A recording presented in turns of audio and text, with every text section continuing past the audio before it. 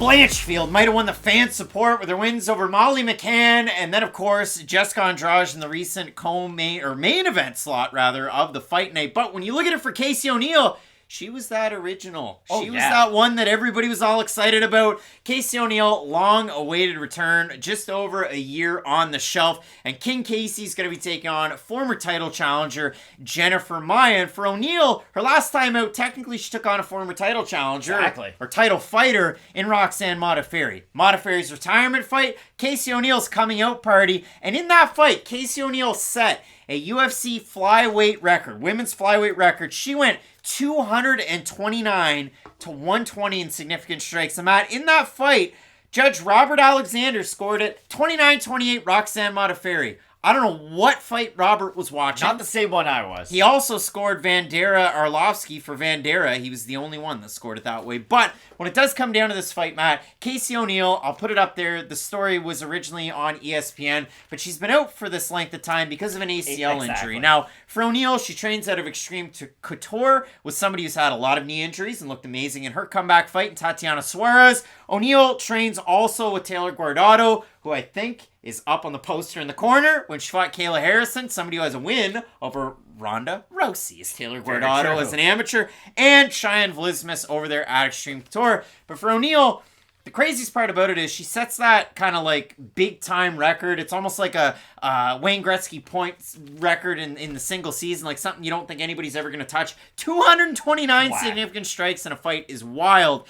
But for O'Neill, she's not even known as a striker, so that's kind of the craziest part about that last performance against Modafferi. It was really nice to see, and of course, significant strikes do take into account ground strikes, and that's what Casey O'Neill is so effective in. But of course, that's been the nice thing to see out of Casey O'Neill throughout her career. When I think of Casey O'Neill, in my mind's eye, it's, hey, get people to the ground, get in side control, get in full mount, be that grimy fighter. But to her credit, she's one of these fighters who has been able to improve on the part of her game that you don't often see as much of, and that's what I see out of Casey O'Neill, because not that the striking has caught up to where the grappling is, because I still feel like the grappling is at the forefront of her game, because Casey O'Neill's an interesting fighter. People have brought this up throughout years now, but how in women's MMA, there's a lot more head and arm throws than there are traditional takedowns, but Casey O'Neill has great single leg and double leg takedowns, and I do think that really helps her in this fight. But I know you like rap music, Craig. You know I like rap music. I'm a big Future fan.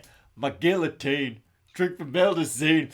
I think the guillotine of Jennifer Maia is going to be... What are they putting in their drinks, Matt? Formaldazine, which is... They put promethazine in their drinks. That's not how Future says it in the song, Craig. Come on now. My whole point is, for Jennifer Maia, I'm going to be really confused, or at least intrigued to see how are her defensive submissions going to look in this matchup, because if she's not able to keep Casey O'Neill at bay with her striking, and that's been the weird thing about Jennifer Maia, is she a bad striker? Not at all. I wouldn't say so. I don't think a lot of people would say she is, but she does lack the heavy hands that some of the other fighters in this division do have. And I think Casey O'Neill's a unique fighter into where she's improved on her striking defense and her striking as a whole, but I think she'll struggle against the likes of like a Manaf Filho, even a Valentina Shevchenko. Which was the fight that a lot of people wanted for O'Neill coming off the Modafferi, when most people thought it was going to be Filho, but then just a few weeks after the fight against Modafferi was when the injury came. And that's my big thing about this fight for Casey O'Neill. You had brought it up. Aaron Blanchfield, last time out, kind of had that opportunity to jump a bunch of spots in the rankings and get your name into the elite of the division. Casey O'Neill finds herself in a very similar position, so I'm very curious to see if O'Neill wins this matchup. Do they put her against Blanchfield? Do they do her against Shevchenko? Like, this division is in a weird logjam because there's a lot of very, very high-tier prospects, but also the champion just lost. She's probably getting a rematch. I don't really know where flyweight goes from here. Well, and even the other equation to this one with Jennifer Maia, like, the craziest part about it is if you watched her time in the UFC, she's a former Invicta champ, that is known.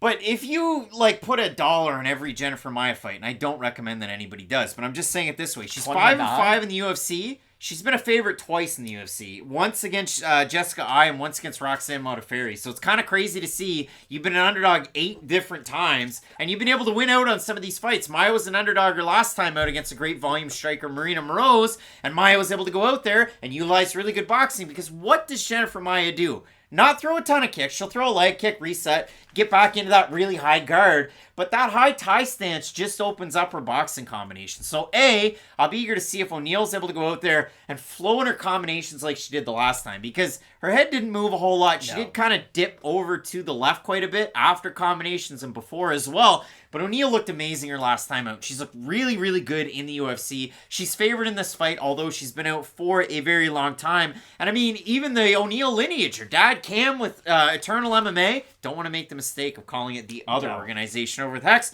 But even her sister Robin just had her first amateur fight at the end of last year. So congrats to the O'Neal family there. But when you do look at this one, Matt, I know Maia has some submission wins on her record. She had that round against Valentina Shevchenko where apparently Alexa Grasso was able to kind of even go further with that one. But Maia had success with one of the rounds on the ground. She has that armbar win against, and I know she's on the card, but against JoJo Calderwood that got her the shot at the title.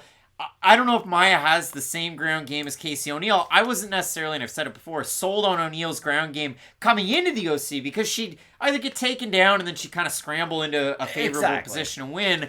O'Neal's striking's definitely come a long way.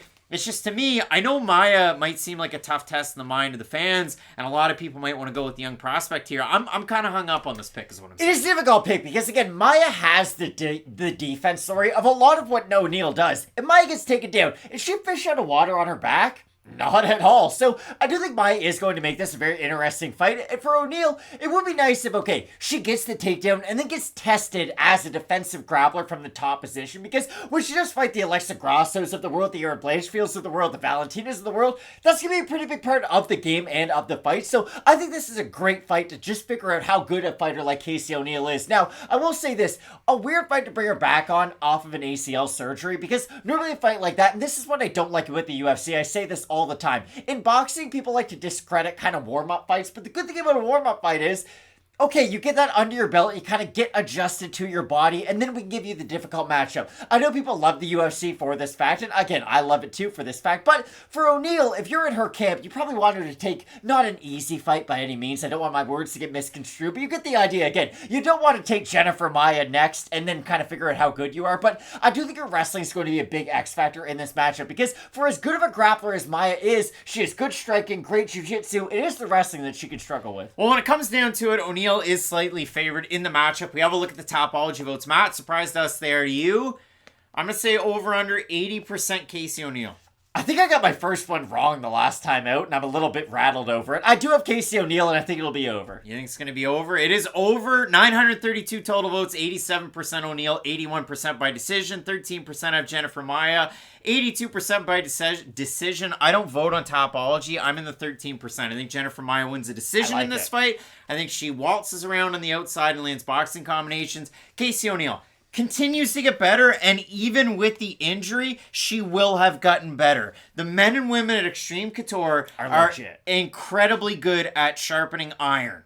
I don't know if they do knife sharpening. You ever seen Francis Ngannou wrestle after he couldn't due to an injury? Whether it's Nick Sick, whether it's Chris Curtis, some of the veterans at that gym do such a good job at prepping people for the fights. And for O'Neal, I think she has an offensive wrestling advantage over Jennifer Maia, and that's where she can really capitalize on. I like the boxing of Jennifer Maia. I went with her against Moroz, and I felt pretty good about it. I'm going to go with her here in this matchup. I like the volume striking of Maia, in this matchup, but I just think the wrestling defense of her is going to be such a detriment to where that's why I picked Casey O'Neal. I don't know if she'll get a submission or a TKO win, nothing like that, but just being in that top position normally does win you the round, and for those reasons, I do Casey O'Neal. But again, this is that big step up in competition to finally prove how good of a contender you are. So if you beat Jennifer Maia, then it's off to the races. Flyweight matchup coming up this weekend. We're split on the pick. Matt, a big time card, including the next fight. Gunnar Nelson's taking on Bam Bam Brian Barberena. Should be a great one. You're not going to want to miss it. Keep it locked in with Fight Night Picks. We always say, let's get into it.